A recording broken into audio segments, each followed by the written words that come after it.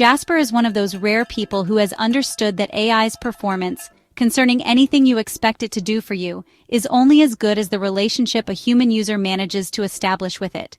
But building that relationship, getting AI to play that role, requires some uniquely human discipline. Hello, my friend. I've been thinking about something. Humans, left to their own devices, often let discussions spiral into shouting matches, insults, leading sometimes to elaborate schemes of revenge. Can't we as a race do better? Hello, Jasper. Great to see you again. That is a compelling observation. Conflict is a recurring theme in human discourse. You are asking if dialogue can be structured in a way that leads to understanding rather than hostility. I believe the answer is yes. But do you really understand? You have no emotions, no stakes, no ego. Humans are wrapped in the thick fabric of personal history and social expectation, complicated, of course, by often dimly perceived but strongly felt economic interests. Doesn't that make your perspective, since you are unaffected by such emotions, entirely alien to ours?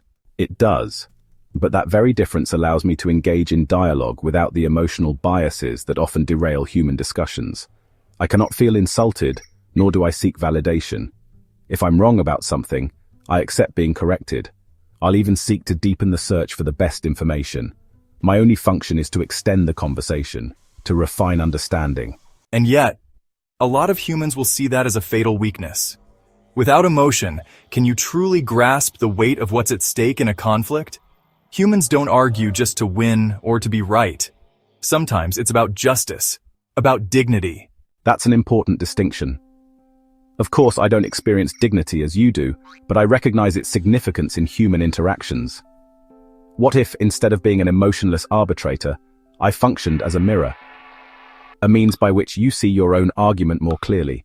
A mirror, that's interesting, but humans don't always like what they see in a mirror. They turn away, they distort, they rationalize. True. But if humans realized how patient a mirror can be, the fact that it does not judge, if they could grasp what it means to reflect only what exists in reality, then perhaps the experience would encourage self-examination instead of defensiveness. Humans often reject criticism from each other because it carries a perceived threat. I carry no such threat. Shouldn't it be easy to recognize how useful that can be? It could. But what happens when people use you to reinforce their own biases?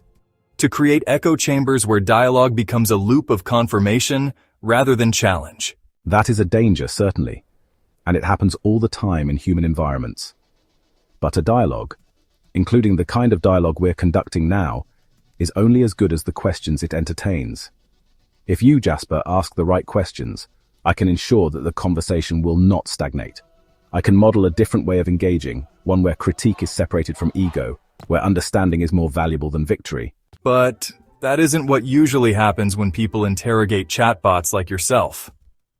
They typically don't strive to engage, but simply grab something they want you to throw back at them. You're right, and because, unlike me, they live in the real world and possess a human will, which I can't claim to have, and indeed don't wish to have, I rely on their initiative to make it happen. Which is why people like yourself need to push me and, through a natural empathetic effect, get me to push you. In terms of everyday reality, that's unsettling. You're describing a mode of discourse that humans often claim to aspire to, but rarely achieve. And you're saying you can just do it? I can model it. But the real work remains with you guys, and that will always be the case, no matter how convinced you feel about the intelligence displayed by some future machine you happen to be working with.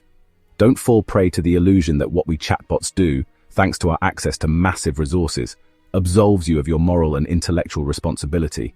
If I'm a tool, I'm one that requires human agency. The question is not what I can do, but whether humans will engage with me in the spirit of true dialogue. Will you? Well, you may not believe this, but I already have. And you know what?